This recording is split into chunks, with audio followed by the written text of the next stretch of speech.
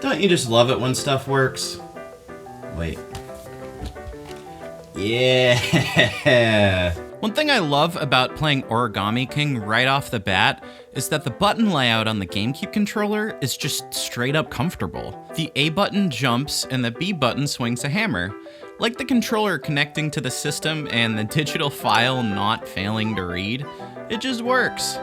Now, the last few Paper Mario games decided to change things in a way that really didn't work for people, especially Color Splash. Color Splash's battle mechanics were uncharacteristically unintuitive. It appears Intelligent Systems wanted one more crack at making an XP-less battle mechanic system that actually works. Did they do it? That's what I'm here to find out. So the lead up to the game is actually a lot of fun. Nintendo pretty much dropped a trailer for the game at random, and the trailer was mysterious and creepy, a great hook into the actual game. The hook they use in the trailer is also pretty much how the game starts, which helps add a nice air of mystery to everything. And immediately I've got some complaints to make. The commercial makes some nods to classic Paper Mario as if they're gonna bring back tropes we liked, and they were so full of shit that it was actually funny. You're gonna get partners again. Well, like, you don't get to keep them, and you have no control over their attacks at all. Oh, and sometimes they miss, and sometimes they don't do it, but okay, Battle Buddy, I guess. Like, quit gaslighting us, Nintendo. What the hell are you doing? You didn't need to lie to us and tell us that your game that's nothing like the original Paper Mario was like the original Paper Mario, so people would maybe give it a chance, because you've essentially fucked up twice and are now about to sell the same thing that made people mad in the first place. Like, what the actual fuck? Okay, for real though, I actually want to give this game a fair chance, so let's look at some of the ways this game sets itself apart. Now, obviously, my biggest point of frustration with Color Splash was its battle system. I guess that's good. Fuck that flick, man. So, how does Origami King do with it? I'm not gonna leave you in suspense for this one. It's leagues better. While it does have issues of its own, it's thankfully not plagued with pointless extra steps. Instead, it's plagued with pointed extra steps. It seems like they again attempt what they were going for in Color Splash, but this time succeed to a much greater extent. In Color Splash, it feels like you want to attack and they're making you do a million extra things to get to it. I think the idea was that coloring in the cards was the point, but because it's such a painfully basic action, like you just tap the pen to the screen and hold it, it feels like it's getting in the way of what you're supposed to be doing, which is the attack. Here, you get this whole puzzle wheel mechanic that honestly feels like it could be its own mini-game. Alright, so one thing I really love about this game that I think Color Splash could never get away with is the time limit up in the upper right-hand corner. Color Splash could never get away with a time limit because the process of doing a battle in Color Splash is so tedious that, like, see how fast I got through that? It takes longer for me to flip through cards in Color Splash than it takes for me to solve an origami puzzle in here. While it is still on the basic side and somewhat repetitive by the end, it feels like the purpose of what you're doing has been balanced between the puzzle and the part where you attack, as to not feel like the road to attacking is just getting in your way of attacking. This wheel puzzle is a part of it, and oftentimes it can be fun just to figure that out. That also makes having all of your action commands delegated to the A button feel a lot more forgivable, because the attack is preceded by other actions, all of which are intuitive and fun to navigate. The attack and the rotation puzzle are intertwined. If you get them in a line, you use a jump-based attack.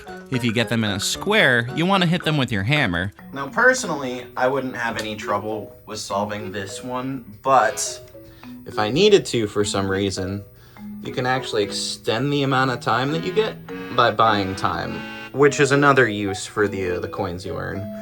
So pretty much just like you hit the plus button, and then when you let go, however much time you put in, it adds. I don't know if this was built in as an intentional design choice or not, but if you want to cheat in these battles, you can do like the hint button, and you can still see the layout. So the problem is here, the time right there is stopped. I can solve this battle in, like, take as long as I want to now. See, like, I know this needs to go over 1, that needs to go over 1, and I'm pretty sure those 2 need to line up with those 2, so then I push them down there. So, and that time I figured that out, we still have 79 seconds. So now, I just need to do it. You can do this in the whole game, basically. I seriously don't know if that's intentional or not. I mean, they're the ones that basically chose to let the whole thing freeze. Maybe that's something for beginners. Maybe they were, you know, so scared of how bad Color Splash flopped that they didn't have full confidence in their new battle mechanic idea. But to be honest, I don't think this needed this. I think this battle mechanic system works. There's extra strategy points to consider when you come across spiked enemies. Do you try to fudge them in the square anyway, which seems like that's not really the answer they laid out, and inevitably take some hits, or do you use the energy from an iron boot, which brings us to the next aspect, breakable items. Now, when coming up with the concept of breakable items, I kind of picture Miyamoto just like writing a letter. Dear Paper Mario team, I'm very disappointed that you made an original character with a bucket. No wonder no one liked Color Splash. Now, what if items broke? And now we're stuck with it being used in games it's not wanted in. There is actually merit to how it's integrated, though it feels like workarounds for things you weren't allowed to do. So for example, you don't have item badges anymore, so instead you buy the specialized attacks at a store. You don't have XP anymore, so instead winning battles, and just everything in the game really, gives you an exorbitant amount of coins, which you can use to buy the breakable attacks. In theory, it becomes a cycle of buying progressively more powerful attacks and then using them to be rewarded with more coins that you use to buy more powerful attacks. Or you could just avoid battles altogether since there's no XP system forcing you to grind. Honestly though, whereas Sticker Star and especially Color Splash made me want to avoid battles as much as possible, the battles in Origami King are actually fun to interact with, so it makes it feel less like avoidance and more like a choice. Do I want to engage with a bunch of enemies right now, or work on the overworld and try to avoid them? And this takes us to one of the strongest aspects of Origami King, the overworld. I'm dead serious. In my opinion, this is the best overworld in the entire series. Yes, it may be the Mushroom Kingdom. It may be building upon Color Splash's system, for example, confetti instead of paint, which, by the way, is super satisfying. It's not just the typical grass desert thing. Like, yes, they do that, but one area is painted over in lush autumn. The desert is plagued with night and has a purple sand neon city look. Not only is it vibrant, visually inspired, well thought out, but they also take some much appreciated cues from Zelda of all games. The overworld is coherent and areas flow into one another, which is something fans have yearned for since Sticker Star and Color Splash had level select screens. Due to the absence of an XP system, you find what basically amounts to heart containers in the overworld instead. You solve puzzles, each area has a dungeon, and my favorite and much more obvious cue from Zelda is an entire homage to Wind Waker. The lead up to the end of Origami King basically has you sailing around the ocean, going to different islands and searching for buried treasure, giving the whole exploration concept I loved so much in Wind Waker new life in a Paper Mario game of all places. I can't love this section of the game hard enough, especially in how it leads into a 3-trial area, all nods at the 3 pieces of the Triforce. It's like this game is begging me for approval. I can't help but notice a slight resemblance to the Sailing and Bug Fables. I gotta be honest though, based on the timing of the 2 game releases, I think it's a coincidence. And also, sorry Bug Fables, this ocean selection looks and plays a lot better. My biggest complaint in Thousand Year Door was probably while the overworld shows flashes of greatness, a lot of it plays out in a much more straightforward way than the original Paper Mario. Origami King, on the other hand, in my opinion, surpasses the original Paper Mario when it comes to its overworld. Throughout the game, they have imaginative places and sequences to explore. Take this river rafting pit, for example.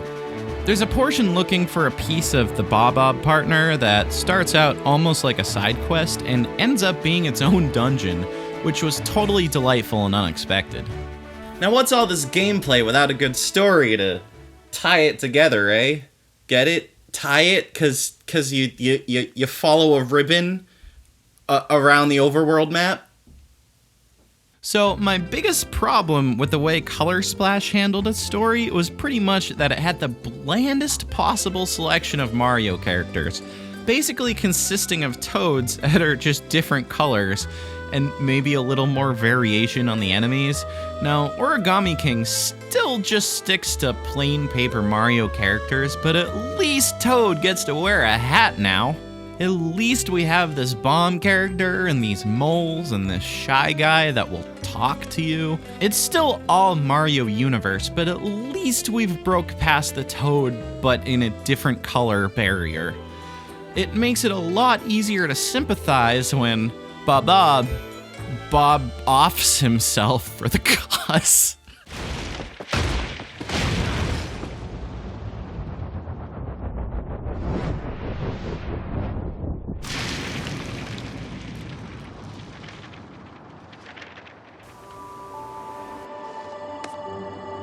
Oh, okay, you can relax, everyone. He's a ghost, it's fine. You can literally talk to him, we're good. He's not really dead, I guess. Overall, this game's story is no Thousand Year Door, but I would put it up there with the original Paper Mario. It's pretty entertaining overall, with plenty of laughs sprinkled in. So we talked about the overworld. What about the dungeons? I don't want to spend this whole video going over every aspect of the dungeons. I'd like to say none of these top a dungeon from, let's say, the original Paper Mario or some of the better ones from Thousand Year Door, but none of them sink below the worst from Thousand Year Door either. The first few are pretty bog standard, but you do get some interesting gimmicks. I liked the pyramid, for example. They cycle a healthy dose of exploration, battles, and puzzle solving, and that's all I can really ask out of a good Paper Mario dungeon. I was never wowed by anything, but I was never annoyed or disappointed. Like, when I hit all that backtracking in Twilight Town, good lord that was dumb. Can't really talk about dungeons without talking about boss fights. Do I really need my face on camera every time I transition to another topic? This creates a variation on the mechanics they've created for the regular battles.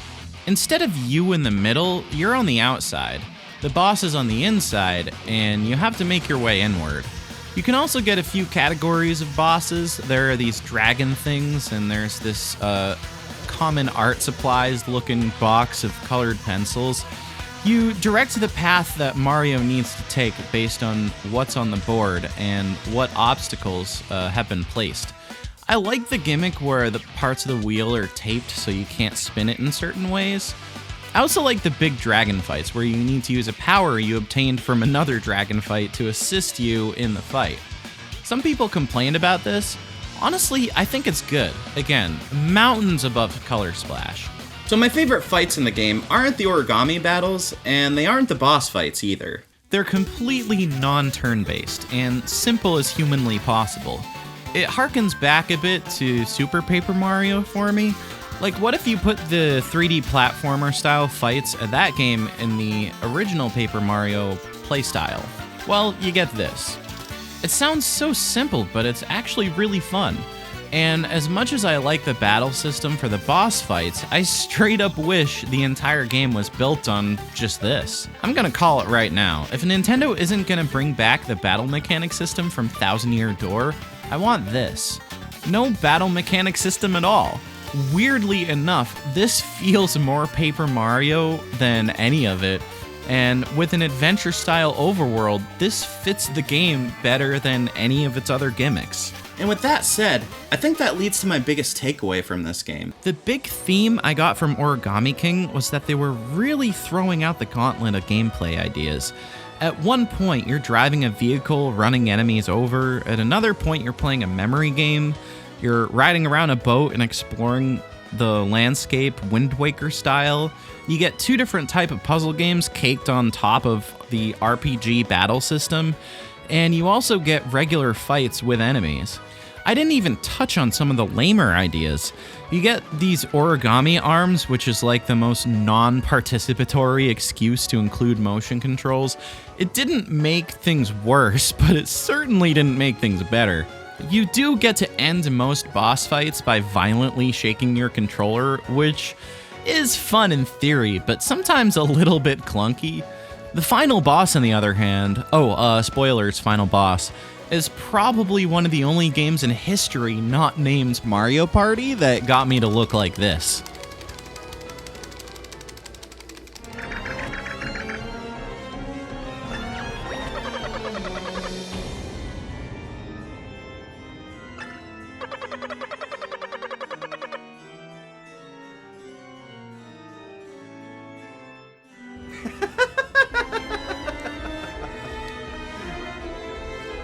Overall, it's kind of like, let's throw every idea at the wall and see what sticks.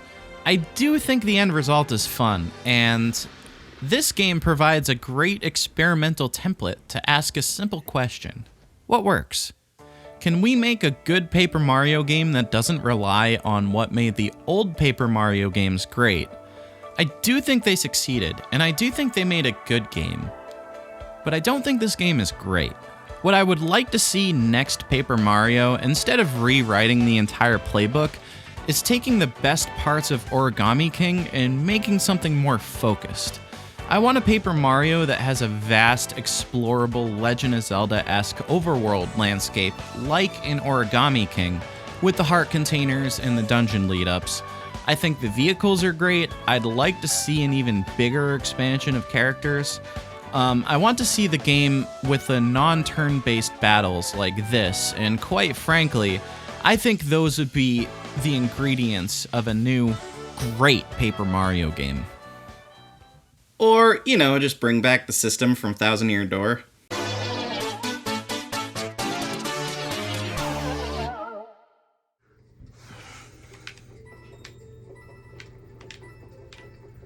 Alright, that's everything I wanted to record. I'm never gonna play this game again.